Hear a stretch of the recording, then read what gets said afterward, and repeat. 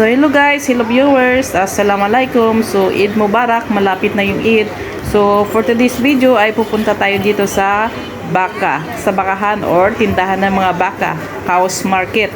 So dito lang yan malapit sa amin. So this market is near in Jatrabari because this one is in Kasla Nutun Rasta. So going to Dimra. So ito nga guys, kapag talaga yung mga tao ay busy dito sa paghanap ng mga baka. So, naging traditional na nila dito na tuwing Eid ay bibili sila ng baka tapos kakatayin. Tapos yung dalawang gagawing tatong tumpok. Tapos yung dalawang tumpok yan ay pamimigay sa mga mahihirap. So, ayan talaga guys, makikita mo bawat galing na sa mga market, ayan may mga bit-bit na baka. So, di ba makikita ko ninyo. Tapos, kung hindi mo kayang bumili ng baka guys, pwede kang bumili ng kambing lang. So, ayan. Tapos, ayan, yung mga tao nakakarga na sa sasakyan yung kanilang baka. Ayan, may mga bit-bit. Tapos punta tayo dito sa kanilang market na. Ayan. So ito ay temporary lang guys. Hindi naman palagi yan dito. So ngayong Eid lang talaga nilalagay yung mga baka dito sa kalsada. Main road dyan ha.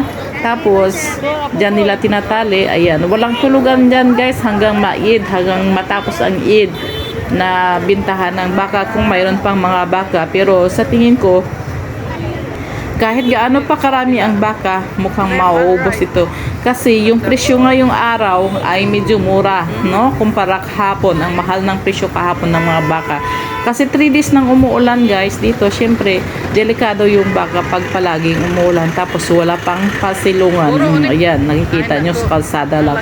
So marami ding bakang namamatay kapag ganito ang weather, yung ulan at saka init, sobrang init. Mas lalo na pag sobrang init, no? Pero mahal pa rin ang baka kapag sobrang init. Pag maulan, medyo maganda-ganda yung ng baka, presyo.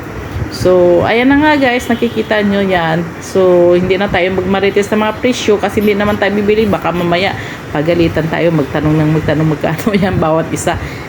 Ayan, ipapakita ko lang sa inyo yung mga baka na yan. So, mula dito hanggang doon ang layo, no? Magsakay ka ng sasakyan papunta doon sa kasi kung lalakarin mo, masakit yung paa mo sa sobrang layo ng mga tindahan ng mga baka. So, ayan nga guys, sa likod ko, yung baka na yan ay napakalaki. So, ayan siguro ang price niyan ay nasa 5 lakh or 7 lakh. So, isa rin itong napakalaki ito. Sobrang laki nito guys.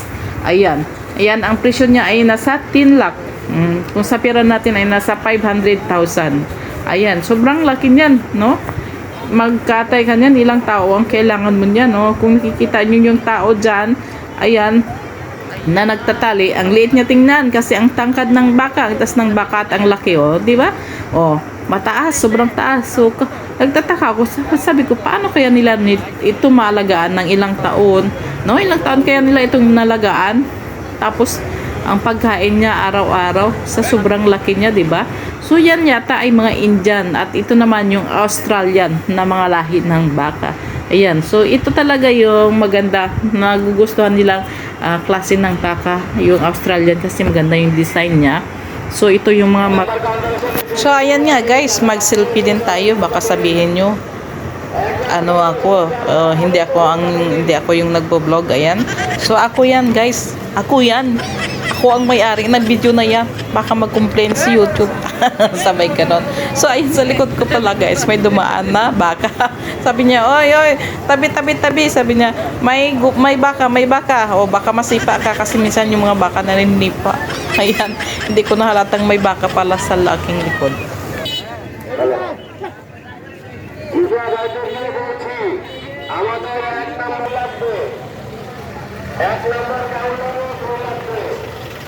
So, ayan guys, masyado na tayong madaldal. So, manood na lang tayo. Panoorin na lang natin yung ating mga videos dito sa mga baka na binibinta nila sa streets. So, ayan. Enjoy watching. At pili na kayo na inyong bibilhin dyan guys.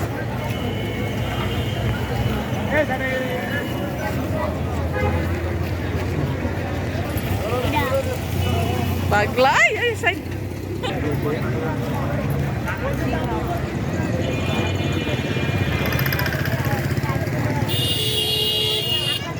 Tara, side, side, side.